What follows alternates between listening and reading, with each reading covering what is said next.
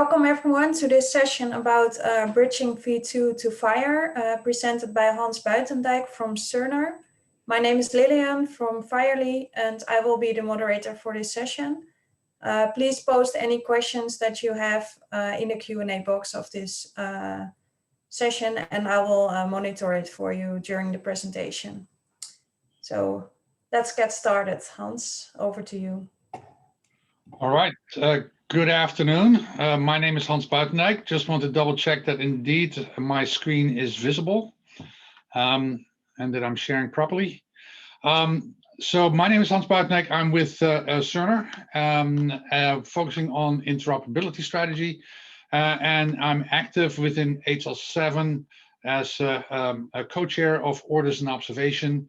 And that's the work group where the version 2 to FHIR project is currently hosted. We don't see your screen yet. Okay, that hold on one second. Something went wrong here in Zoom. I saw your screen, actually. Oh. You should see my picture at the moment. If that's not visible, then something went wrong. Hold on. There we go. We can see your picture. Correct. Yeah, okay, that should work right now. From that context, we're going to try to get a little bit into what's happening with V2 to FHIR. The objectives that we have for today is to really dive a little bit more into what the V2 to project, what the goals and approach are that can help assist implementers that as they are migrating or as they are converting, transforming V2 messages to FHIR, or that they just want to understand what V2 construct maps to FHIR. Want to get a little bit better understanding what it is that we are doing, what tools we already have available, and what is upcoming, what the next steps are. So there's a couple of different things we want to run through. We're going to look at those tools. There's an example, want to step through a little bit further, and then have some time for some discussion questions as well to see where we can help out. So the goal that we have is effectively that we map all data that we know about that's being used in version 2 into FHIR. When today you look at the FHIR definitions, the FHIR resources, there is a map available for a variety of different other standards, including version 2. And when you look at that, you will see some general awareness of, okay, observation. This maps to some OBX fields. Patient maps to some PID fields, and there's some relations made there. But typically what you see is that it may point to a field in V2. It may at times have different choices and say, well, it could be PRT, could be in the role segment, could be somewhere else. So there's a couple of different mappings there, but that's where it stops. So it is much more exemplar. It is much more to get you an idea in what area you might end up. But it's really not at the level of I have a V2 message to the extent possible, and exactly where does everything go down to the component level, subcomponent level. So when we say is that the goal is to map all data known to be transmitted, then we truly mean that we want to get it down to that level, and that it's all that is known. So clearly we also all are aware that within V2, there's a lot of data there that is defined that you could transmit, but it's not always used, particularly when you go into the data types. Yes, I have a CWE data type, a coded element that's in place. It has currently, if you are looking at the latest versions, up to 22 plus components to it. Originally, it had about 6. So when you look at that, there's a lot of opportunity to put something in, but it's not really always used based on the context. We're trying to really go after what people are actually using. And that's the driver.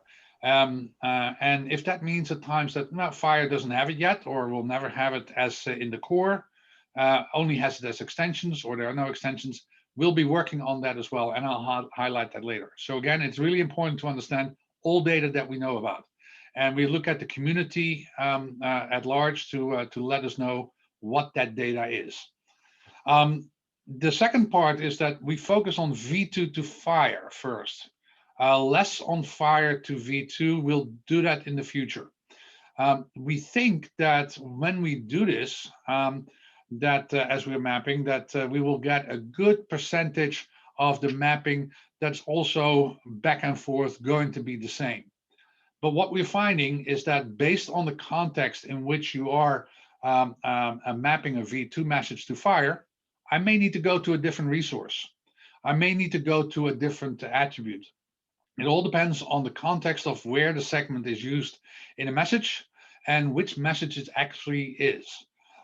So on the reverse side, going back from FHIR to V2, that would not necessarily end up with a one-to-one mapping if you just flip it around. You would still have no real good idea, because then again, it depends on the context in which you're using FHIR. Where does it go? Now, if it isn't in response to a message, and it's that might be at times a little bit easier, but we don't expect this to be a singular map that you can read both directions. So we're first focusing on V2 to FHIR, because we think that that is initially the most interesting part based on the interest that is out there. V2 messages are all around. It's still one of the most commonly used capabilities out there. It's widely used, all kinds of versions. So that's the one that probably triggers the communication. But then we have an interest to either convert it to a FHIR message, store it as FHIR resources. Perhaps the engine in between is going to then interact with another environment using FHIR RESTful. Any of those combinations is possible, but it started with a V2 message. So that's why we are really looking at that aspect first. What we have in scope then is to do a couple of things. We are looking at the development of maps, so that you know that as you step into a message, where does each component go? So I'm going to step through a little bit what that looks like and what we do. And the basic format in which we are expressing that right now is in .csv, effectively. And the rationale for that, there had been a discussion around, should we use FHIR mapping language, etc. And a combination of factors of complexity, ease of review, if you're trying to compare V2 to FHIR left to right in a segment format, and understanding where things are at. That's not really very conducive to develop. It's easier to start with a spreadsheet-like format, but then you can convert it into whatever you want to, and whatever comes about. And we'll look a little bit about how we structure it so that that enables that. So as a result, we're also then, as part of the project, we're converting those CSV files into concept maps, FHIR concept maps, that you then can have in your favorite expression, whether you like fish, XML, or JSON, turtle, whatever. That's the structured definition from FHIR that we're using to then enable a variety of other capabilities that people in the community can work with. We also have in mind, but we haven't done it yet, is that we get an editor directly on top of the concept map. So that rather than right now, what we're doing is doing a native spreadsheet management, and we're actually using Google Spreadsheets for that, is that we can get away from that, and that we actually do it in an editor that directly sits on top of the concept map and do it that way. Still with a spreadsheet-like view, but without the steps in between. That is a future hope that we can get there. That somebody is willing to step up and put in some time to do that, but we don't have it, but that's what we like to do. So it is for us within scope to get that done at some point. Another key part is that as part of defining the maps, we need to have the guidance on how did we go about mapping. What are the conventions? There's some condition logic. How does it get expressed in a FHIR bundle? And I'll come back to why we choose a FHIR bundle in a moment.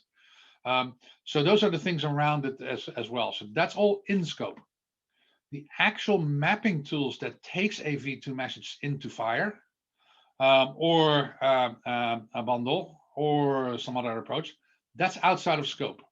So we have participants that are building those tools that have already made them available as well, based on materials available to date. But that's not the project itself that's in play, but we are using their feedback, their input, to make sure is that our conventions, our syntax, everything that we use, that can be easily used by the mapping tools to then translate that into V2 messages, into FHIR constructs, I should say.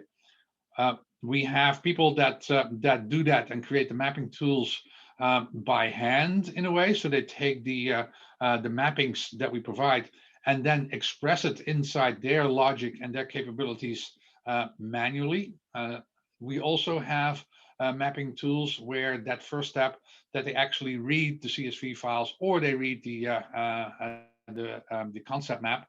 Right now, most of them still are doing the CSV directly, but they read that, and then from there they then populate their mapping tools, their logic, and then they can move from there, and then do production level conversions.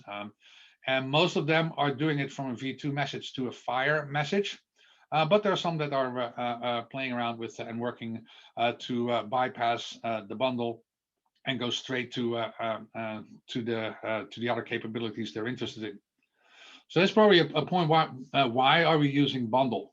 And the reason for that is primarily that it allows us to make sure that everything that's in the V2 message is first expressed in FHIR, that it's complete, that all the information is together, that it's inside the bundle. And then the next step can be is that now I have it in a FHIR expression.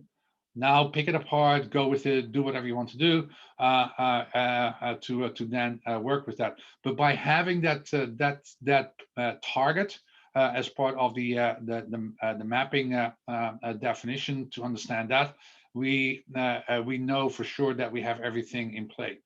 Part of that is that when you look at it, when you go from V2 to FHIR, I do not know yet what all the identifiers are that are sitting on the FHIR side. But I can express all the relationships as I know them inside the bundle. And then another process outside of the mapping can then take that and says that, well, I can resolve that because, well, the patient already exists, or they don't. I already have the observation available, or it doesn't. I have the order, etc. So that's why that's a helpful tool to make sure that we got everything, that it can progress as a message, because that's how it started. But that doesn't mean that there's any restriction by anybody to bypass that or to then take the bundle and do something completely different with it in FHIR. There is nothing in the mappings that says that's what you have to do. Last part that is out of scope from a project perspective, but folks are looking and working on it. There's already some capabilities there. Map validation. Once we have it, the FHIR validator can be used. We can look for content, whether it's there's work going on there. But those are projects on the side that are tapping into it, which then can feed back into our mapping guidance to make sure that our syntax was wrong to begin with, or the mapping tool did not quite map it right. So those are the kinds of things that are clearly around it to further implement that. So the approach that we're taking is that we are starting with a set of messages that are most commonly used and have a reasonable good spread across V2 in terms of the segments that are being used. So ADT A01, ORM O01, ORU R01, and VXU, that's for vaccinations, V01. Those are the ones that we're currently looking at and drilling down into that.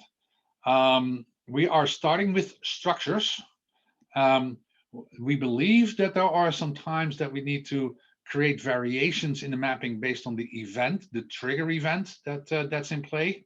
But we're starting with the structure.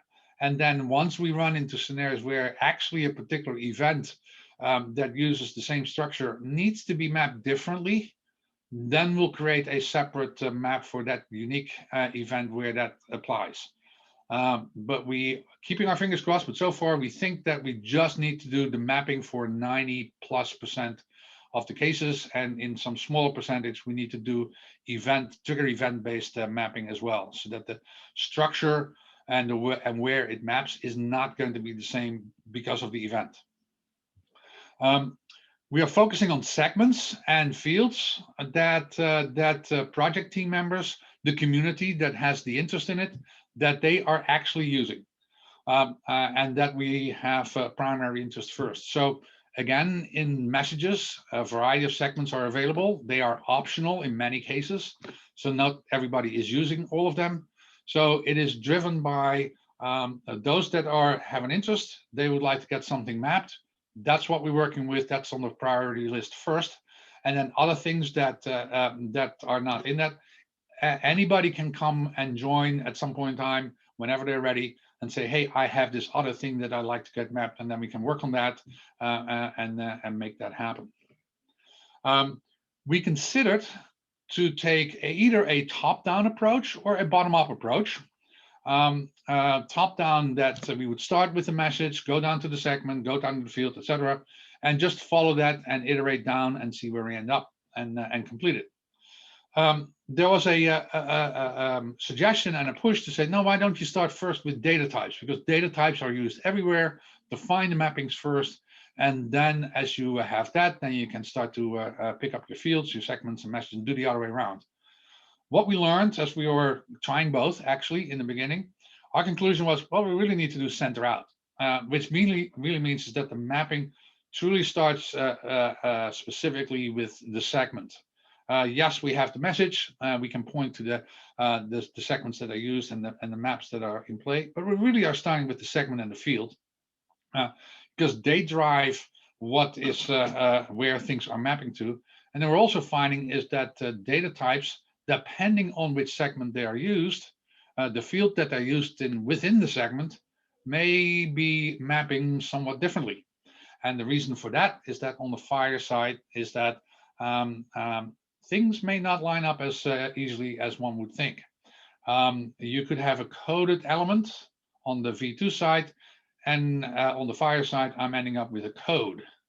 So I have 22 components that I need to figure out how to deal with it with one value, code. So that may indicate is that I have to do something different as well, depending on what's on the other side. So that's those are the basic components of the approach that we have taken. So, and the last one, I think it's the last one to highlight is that we're doing cumulative mapping. And what that means is that we are using the latest version of V2, that's currently 2.9. And whenever the next one comes out, that should not have as many changes, but V2 Plus is on the horizon, that's the next one. Then what we do is that we are taking everything into account. Version 2, as you well know, is positional based. Everything is locked in. So that means is that whatever was done in version 2.1 in segment field 3 is still segment field 3, whatever it is. And it might have been deprecated. It is maybe marked as backwards compatible, but it always will be position 3. So we are going back, and anything that is marked backwards compatible or deprecated, and that is of interest of being mapped, we go back and we then map that original capability. So in ORC segment, there is the quantity timing, the timing quantity fields that is now and in the timing quantity segment. It was in the quantity timing field with that data type. We will map that so that you have it available, so that effectively any message of any version, whether you pre-adopt it or it's the original version, whatever you did, the positions are clear. So that's why we are using the cumulative approach, and then we know where it goes on the FHIR side. And if it doesn't happen to be in there, fine. It might have been an earlier version, or you didn't use it, whatever, doesn't matter. So on the FHIR side, though, things are in flux. They are not stable. We only have today two normative resources. The data types are normative, but even they can change in that they could be added to. And clearly everything else is STU at some level of draft level 0 all the way up to 5. So there is still a good amount of variation that's going to occur over the next couple of releases. So our mapping is based on R4. And once R5 comes up, we'll create another map, hopefully with not too many changes, but we'll then at that point in time have to create another map to R5 and then to R6, etc. We're only going to do it on the major ones. There is right now with R4B that's in flight. Maybe we need to do something, but not likely. Likely, we're just going to wait for R5 and do it with that. And the reason is that FHIR is still brittle. It's not normative across the board. That's the reality. It will change. And therefore, the target where you're going at might not be the same as the one before in a prior release. And that will settle over time. At that point in time, we still then have to have adjustments. New things are being added. We'll find on the V2 side that there are other parties that would like to map something. So we'll always progress. But on the V2 side, we just do the latest. And on the FHIR side, we do every major release starting with R4. We're not going to go back.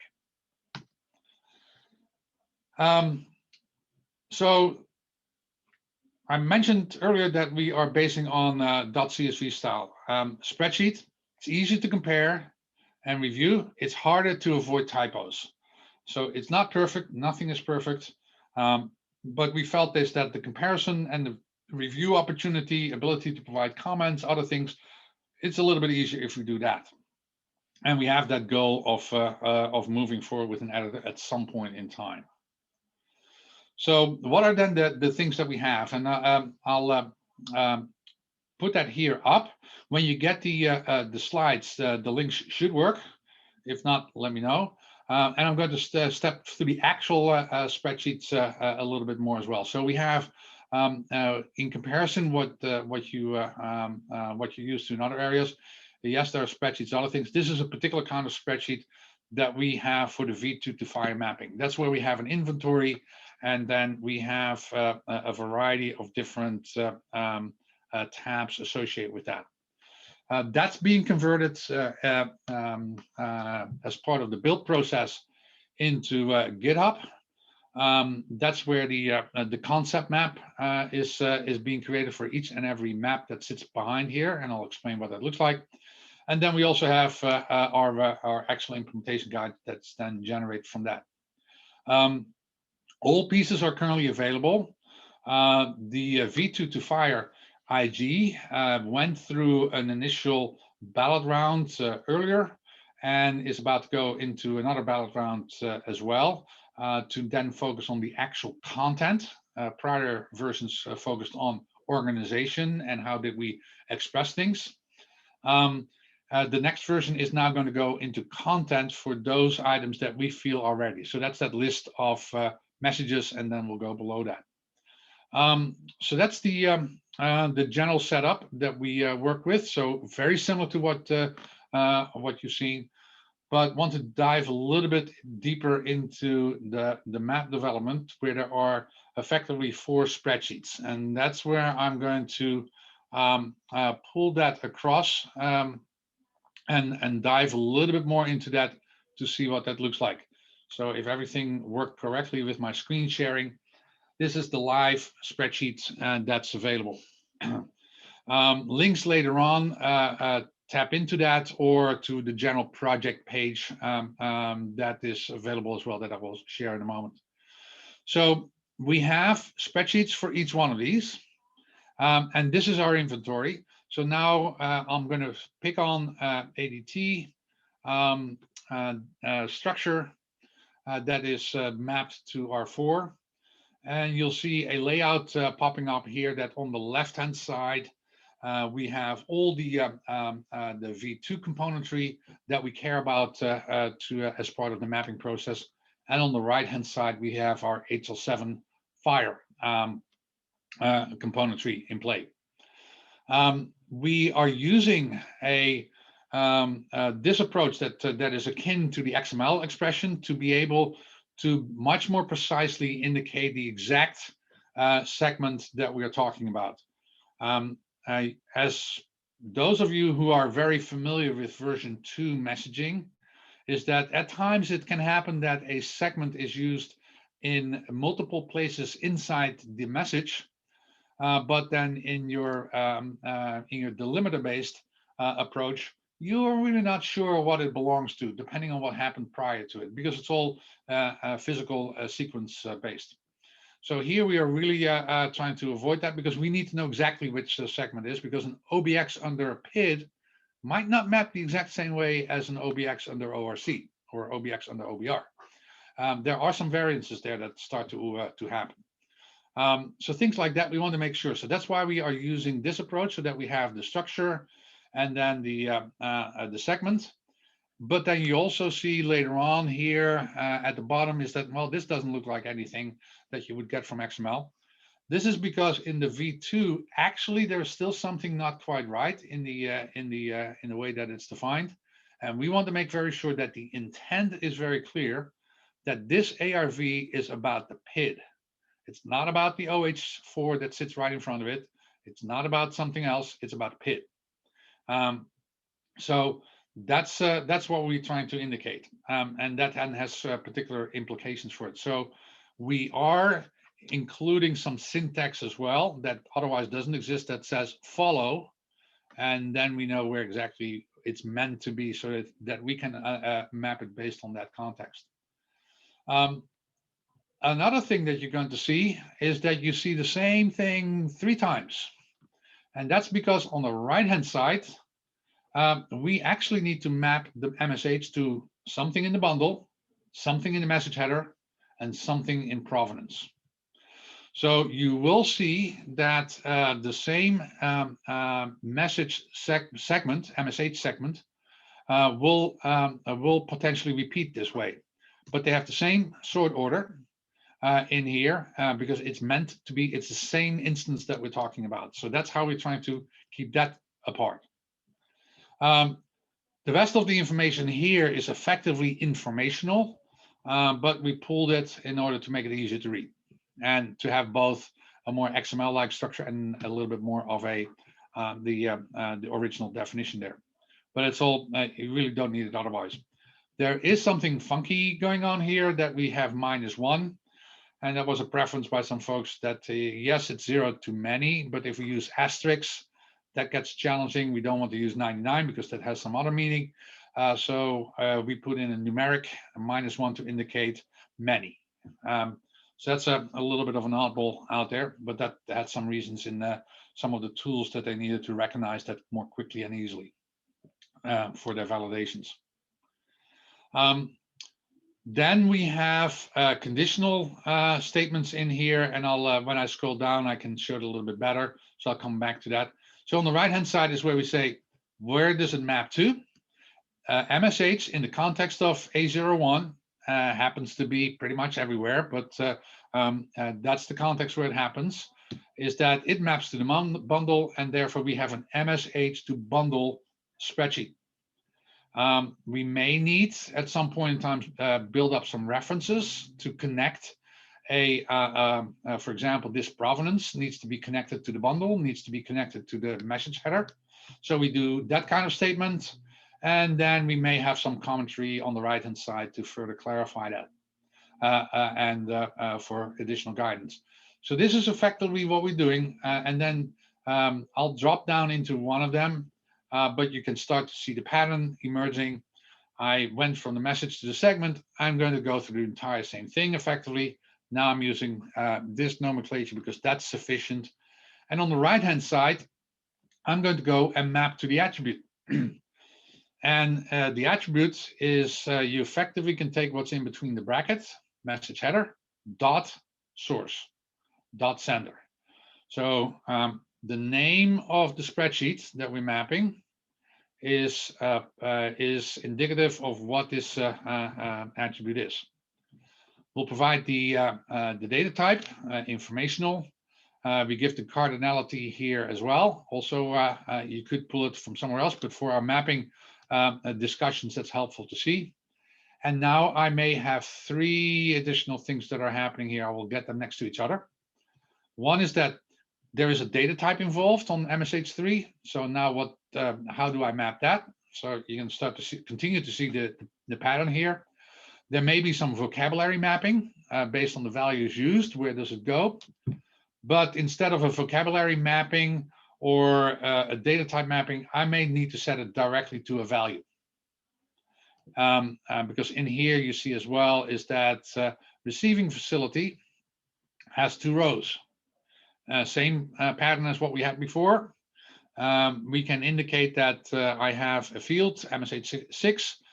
Depending on the condition, it is going to go to destination endpoint. And in all cases, I need to get the destination set under the condition, I need to set it to unknown. And in all other cases, it happens to go to organization as well as the other one. But if MSH6 is valued and MSH5 is not, and MSH25 not as valid, then I want to make sure that that other field is set as well as unknown. So if you need to do multiple things, multiple maps within the same resource, message header, then you will see multiple rows. And each row needs to be executable on its own. Now here you can see is that this is stated as the column header is computable ANTLR. It is providing the condition in a structured format. We still need to really complete the equivalent computable FHIR path expression there. But if that is not known, and in this particular case, in the other spreadsheet, you had an example here. This is great. If PIT 10 is for clinical purposes, that's not computable.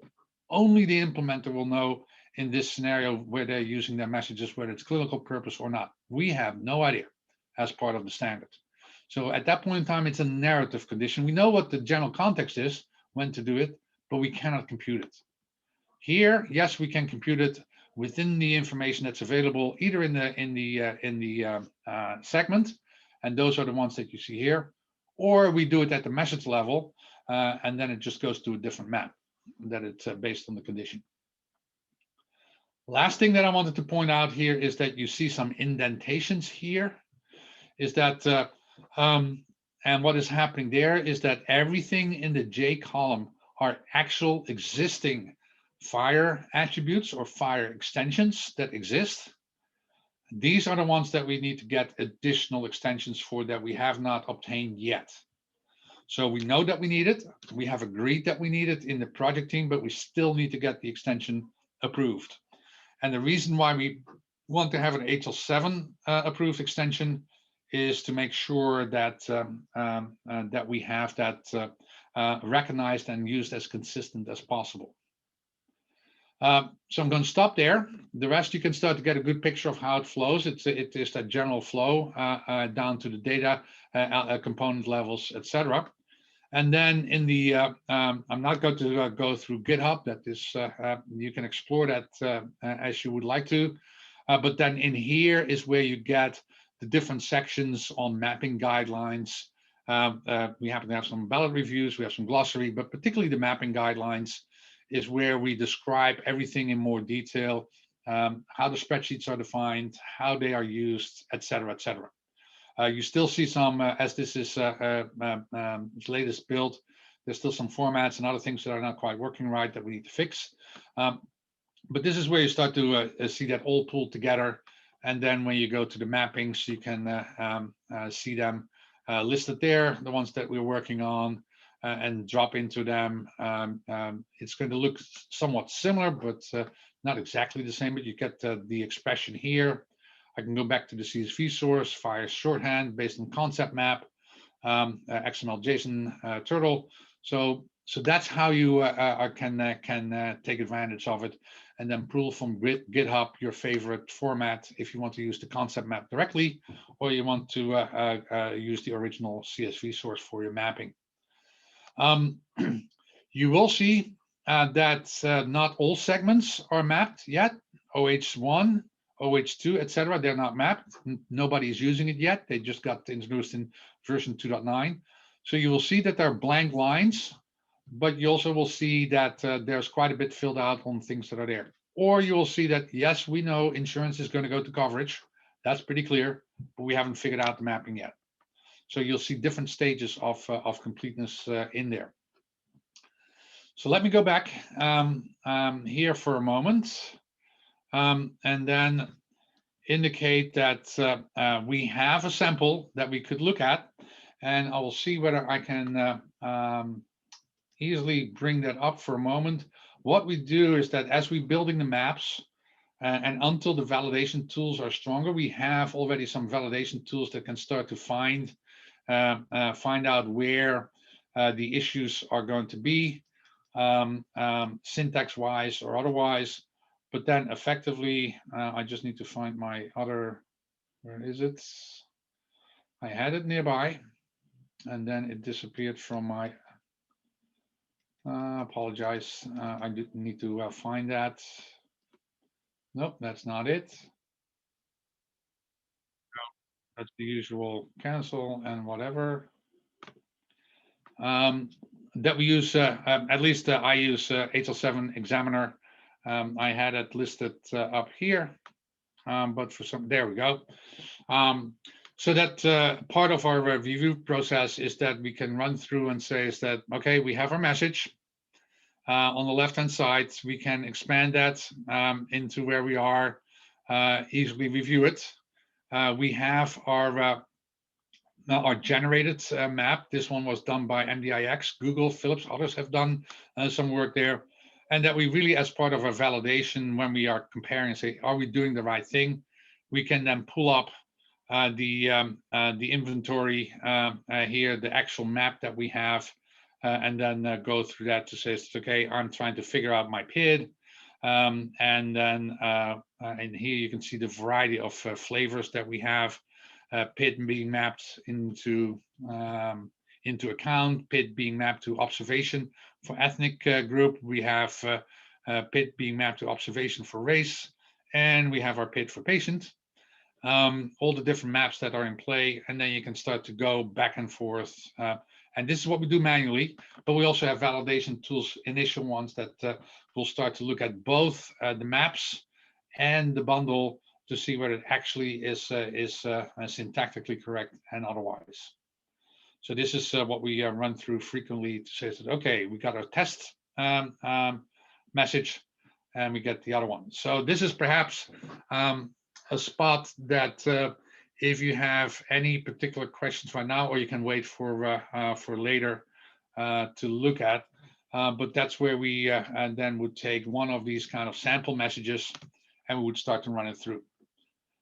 We have a bunch of sample messages for which we different tools have created the samples, so when you go to one of the links that is provided in here, you'll get a list of test samples, and then you see on the right-hand side different variations that different mapping tools have so far generated from that.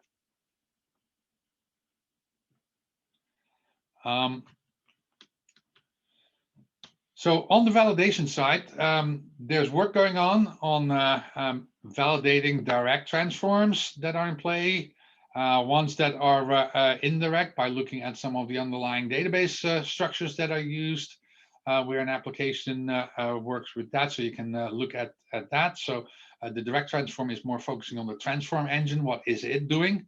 Indirect transforms is where you're starting to look at some of the application where that picked it up. And then cross-checking is where we're trying to really figure out what I had before and after. Is that in sync regardless of what happened with the transform engine? And that's another flavor that's being worked on by some folks. Robert Warden in particular, if you have an interest in that. For more the project right now that we're using is that we're using these kind of validation tools. Also, Robert Warden did some great work there, so that we could take a V2 delimiter or XML based, we look at the bundle. The XML or JSON based, we have the map. And then we can from there identify issues. And the issues might have come up in the map. The issues might have come up in the bundle. You always have the FHIR validator available to work with to make sure that the output is proper FHIR. And that might indicate that there's something wrong with your mapping engine, or there's something wrong with the mapping table that we missed. And the one that I talked about manually, that's the one that we're using during the project reviews. Hans, I'm sorry to cut you off, but we have 5 minutes left and we have some questions coming in, so maybe you can. Yes, so the last slide was going to be here. Is that next steps? Look for a ballot. We hope that we can get it out, and then with a depending on the progress, that we can have our first publication of the first set middle of 2021, and then we're going to keep on iterating until we're done. Not sure how long that's going to take, but we want to get the base out, and then we start to build from there. So with that, we got to the end. Any questions? And Lillian, sound like we have a couple. We have a couple. So first question is it possible to fill a facade FHIR server like Fonk via V2 to FHIR with bar, DFT, ORU, and MDM content, so that the facade server can distribute the content via FHIR, or aims the V2 to FHIR approach to other use cases? That's certainly a use case that, as I understand it, that this could be used for, because you have your V2 feeds into it, and then a mapping engine component is going to translate it into FHIR, and then from there you're going to do what you want to. With MDM, I'm assuming that you're referring to one of the messages, but any kind of message feeds, we have not defined them. But the same approach, if there's somebody out there that would like to do it with messages that we're not looking at, let us know, and we can work together on including that as well, progressing that. But by the way I understand the use case being described, yes, you should be able to do that by taking these kind of mappings and then do the conversion first, and then whatever you like to do, route it to many different places, otherwise, or to a FHIR server, whatever you'd like to do. Okay, thank you. Next question is, someone saw at the beginning the implementation guide and was wondering, is the IG itself the project to which you are referring, or is there some other project which is specific to Cerner? No, the IG is being developed by HL7 orders and observations with other work groups. So the IG that we showed, and I can to make sure we're pointing at this one. This one is being developed by HL7. Any of the mappings that you see is done by those that are developing mapping tools and that are sharing them. So I'm not talking with a Cerner hat on here at the moment. Okay, thank you. Next question, how do you handle mapping where the concepts are not the same? Example, admission or discharge, V2 message, and encounter in FHIR. Good question. Is that there are places where it is hard to find the right concept. Either, yes, we know that a PV1, PV2 goes to an encounter, but perhaps the attributes that V2 has are not fully expressed on encounter yet, or that the vocabulary being used between the two is not in sync. Those are going to be the harder ones, where either we, depending on what's needed on the FHIR side, we will do a mapping of the vocabulary and then need to ask for additional mapping. If the mapping on the FHIR, if the values on the FHIR side are fixed, required, and it cannot be extended, then we have to look at extensions so that we can map to something that's most reasonable, but still have the ability to convey the original information, because that original information still has information. So then we are looking at extensions. So we're looking at extensions if we need extra fields for original data, for additional data. I'm mapping to a code from a CWE, and I really want to preserve some of the other components as well, the alternate identifiers, whatever. I'm going to add a extension for original code. I may try to extend the vocabulary on the FHIR side if I can do that. So we're looking at all the options and then work our way through with HL7 work groups to make that happen what's the best. But we want to make sure that there's no information loss. We do have as part of the mapping guidance that the message, the V2 message as originally sent, that you can attach it inside, include it in the provenance record resource instance on the bundle as well. And then you can attach it in addition to that to whatever resource you happen to touch. But we are providing guidance on where to put the original message as well, so that you can have that if you need to as well. Okay, so maybe one final question because we are running out of time. How can we contribute to this project? I work with a commercial implementation of FHIR that supports both V2 to FHIR and FHIR to V2, and perhaps the project could benefit from our experience. Yeah, and likewise, it would be great to have that that participate. We have project meetings that occur every Monday and Tuesday where this is being done.